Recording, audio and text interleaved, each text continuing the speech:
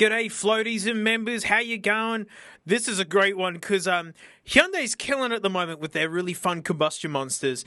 And boy, this was their first go at one, like making a special sporty enthusiast car.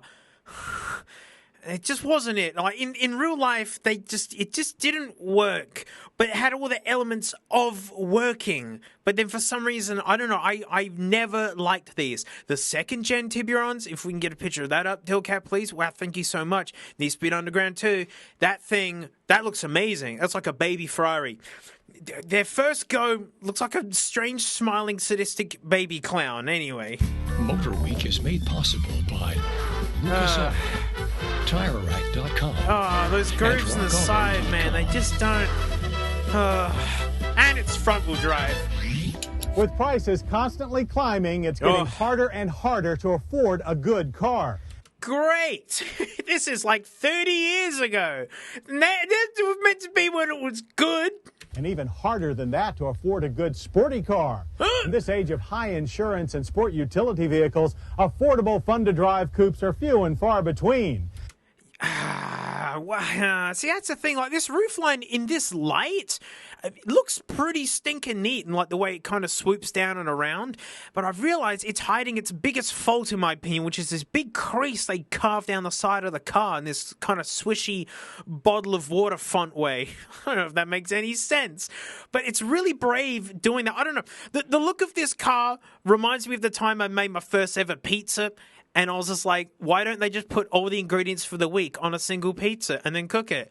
And so that's what I did. And then what you get is this big burnt mess that's like raw in the middle. I was like, oh. So adding all these amazing touches and grooves, it feels like they just overdid it. And they put these wheels on it. Look at them. Yuck! I hate them. I hate these wheels. And these wheel arches are disgusting.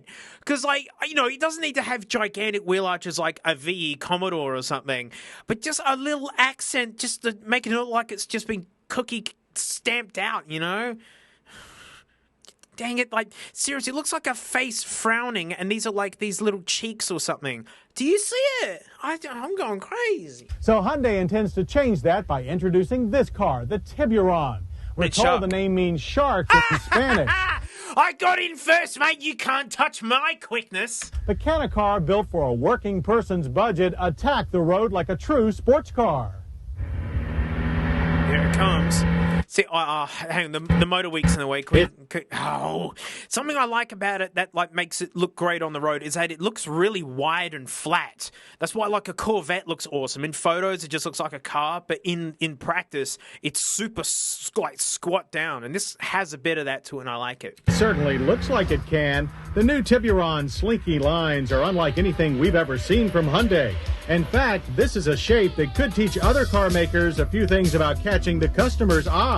Yeah, catching the customer's eye. But running down the street naked, they'll catch everyone's eye, including the policeman.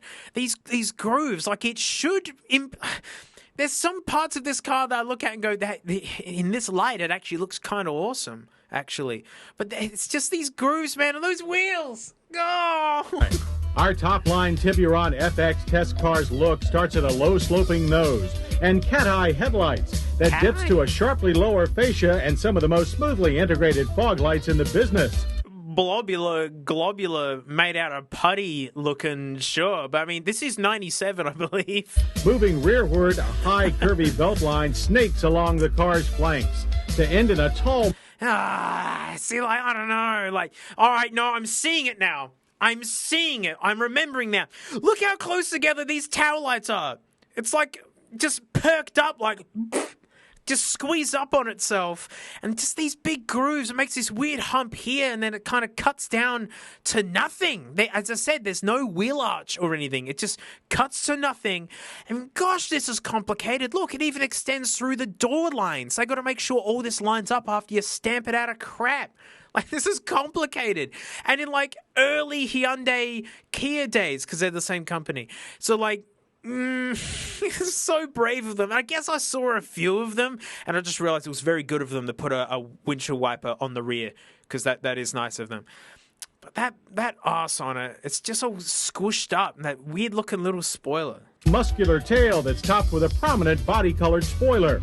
Only the smallest 14-inch alloy wheels detract from the car's shapely lines. Yeah, 15-inch units are optional and highly recommended. Terrible. Inside, the eye-catching look continues. You know what? For early Hyundai, this is 97. This is pretty damn good, actually. Like this dark kind of color. Like, are those vents? Are there vents like straight in the door like that?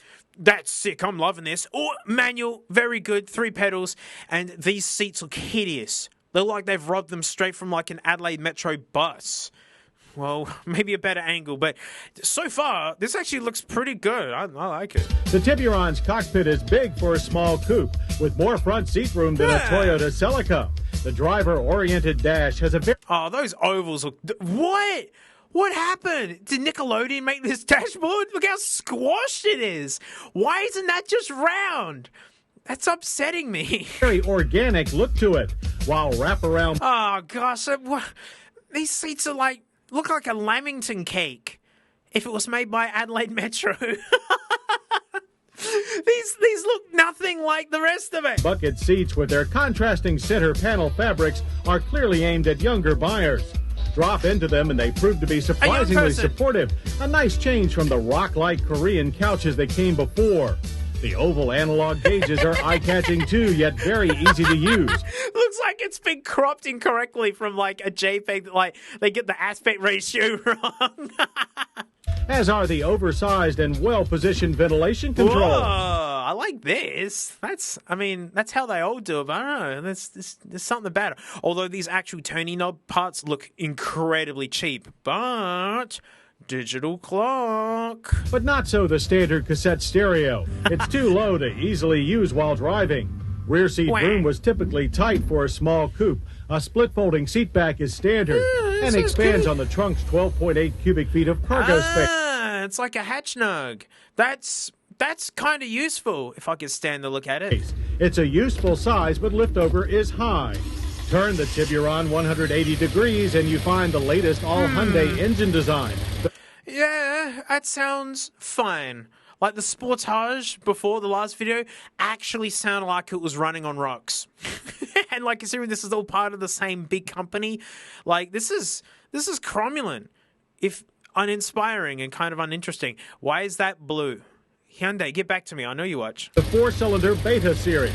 Displacing 2 liters in the FX, its 16 valves and dual overhead cams produce 140 horsepower and 133 pound-feet of torque, while the base car packs a 1.8-liter version making 130 horsepower. Both feed through either an optional 4-speed automatic or a somewhat vague and rubbery 5-speed manual like our test car. Whoa, they're driving! Oi! Normally when they do this, they like bit of the manual, they just sit in and just rattle at it and just clunk, clunk, clunk, clunk, clunk. We started moving there. It was an abduction. Or not, it still allowed us quite quick 0 to 60 runs at 7.5. Oi! 1997. That's quicker than a V6 Commodore, which was the hoon car of choice around here, which was like quite peppy because it had a 3.8 litre Buick V6 in it. And this would beat it. What? A 2-litre 4-banger front-wheel drive Hyundai from the 90s. That's fine. It's slow today. I think the Leaf is kind of close to that. I swear. But like, the Leaf isn't. That doesn't matter. But yeah, it's no Bruce 2. But that's pretty dang good. I'm impressed. Seconds. The quarter mile took 15.9 seconds at 87 miles per hour.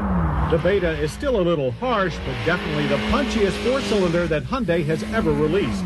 That's a nice qualifier where it's like, it's the best one they've ever released. But it's like, yeah, okay, but what about compared to everyone else? Like, I'm glad it's the best they've done, though. Our handling tests produced similar results. Based on the Yeoman Elantra chassis, this tiny street shark isn't going to scare any real sports cars. But well-balanced steering, gentle front-end plow, and good grip make this a remarkably entertaining yet very controllable little car. Wow, that's someone in the middle there? Our FX did not have the optional anti-lock, just standard disc brakes front and rear. So, like, look at these wheel arches, man. I'm just getting grumpy again because so many cars in this era just did this, where it's just been stamped out and nothing. Why would you go to the effort? Look how cut in these grooves are. Look at the way it bends the light, and it bends into nothing. They stopped our test car in 128 feet. When hot, they were impressive and easy to modulate, but when cold, they made stability tricky. Our advice, pay for the ABS.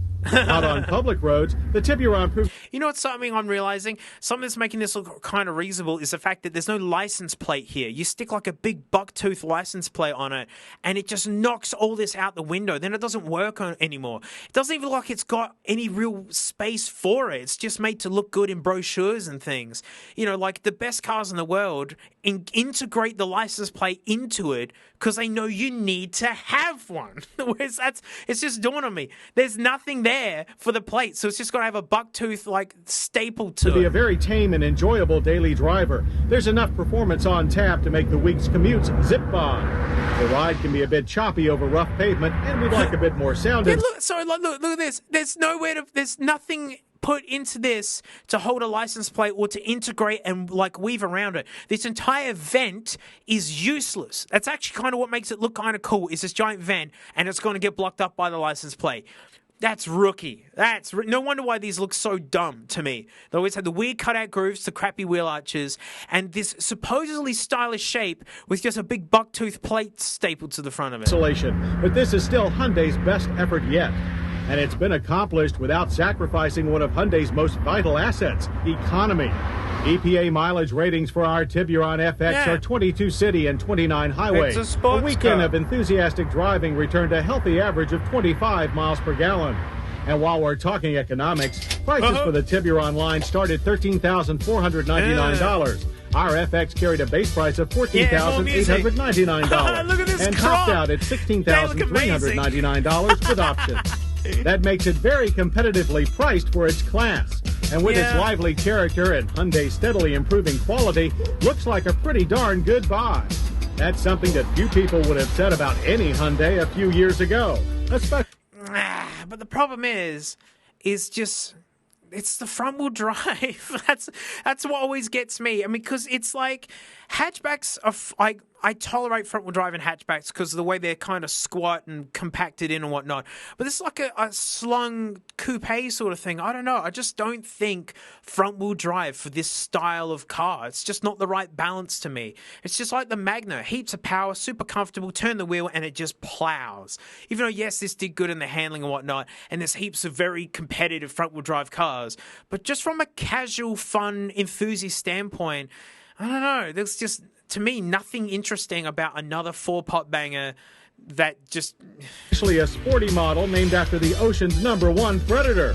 The Hyundai Tiburon is another big step for a company that's already seen a lot of changes in a very short time. And it should climb the sales charts as it sharks up the road.